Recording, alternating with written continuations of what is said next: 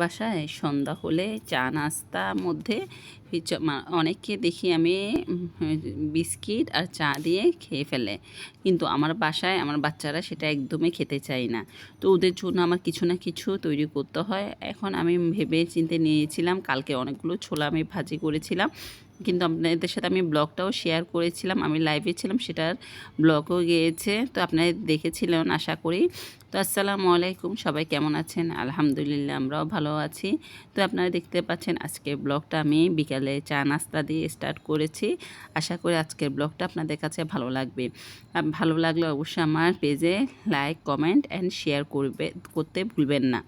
তো এখানে দেখতে পাচ্ছেন আমি পেঁয়াজও বানিয়েছিলাম। আমার ইউটিউবের চ্যানেল সাফিয়া ফুড ব্লগসে আপনারা পেয়ে যাবেন আমি কিভাবে পেঁয়াজু বানাই, এই মুচমুচে পেঁয়াজুটা।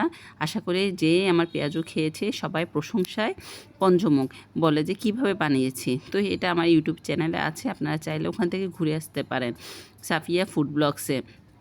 তো এখানে আমি মুচমুচে পেঁয়াজও বানিয়ে ফেলেছি। আমার কিন্তু খামিরটা কালকে করা ছিল, কিছুটা রেখে দিয়েছি, অনেকখানি বেশি ছিল বিধায় আর কিছুটা রেখে দিয়েছি, আজকে সেটা ভেজে নিচ্ছি।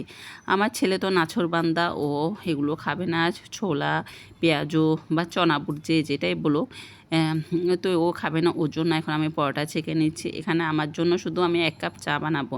আমার বাচ্চারা কিন্তু এতটা চা খেতে চায় না। সকালে একটু ছেলে খায়, সকালে একটু খায়, কিন্তু বিকেলবেলা একদম ওরা চা খেতে চায় না।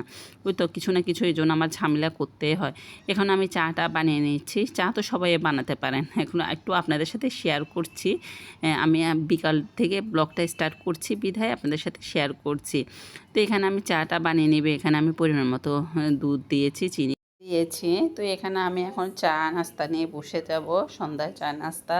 এখানে ছিল পেঁয়াজু ভাজা, এখানে ছোলা, সালাদ আর মুচমুচে আমার সেই পরোটাটা। এটা কিন্তু সকালের করা পরোটাটা আমি কিছু 3টা পরোটা রেখে দিয়েছিলাম সন্ধ্যার জন্য, যেহেতু আমার ছেলে খাবে না ওর জন্য আমি রেখে দিয়েছিলাম। তো এই দেখতে পাচ্ছেন আমি নাস্তা খেতে খেতে আপনাদের সাথে গল্প করেছি। আজকে ছোট একটা ব্লগ আপনাদের সাথে শেয়ার করেছি। দেখতে পাচ্ছেন আমি চা দিয়ে পরোটা খেয়ে নিচ্ছি। এই মুচমুচে পেঁয়াজু রেসিপি চাইলে আমার ইউটিউব চ্যানেলে সাফিয়া ফুড ব্লগসে পেয়ে যাবেন। আশা করি আপনাদের কাছে ভালো লাগবে। সবাই ভালো থাকবেন, সুস্থ থাকবেন, আমাদের জন্য দোয়া করবেন। আসসালামু আলাইকুম।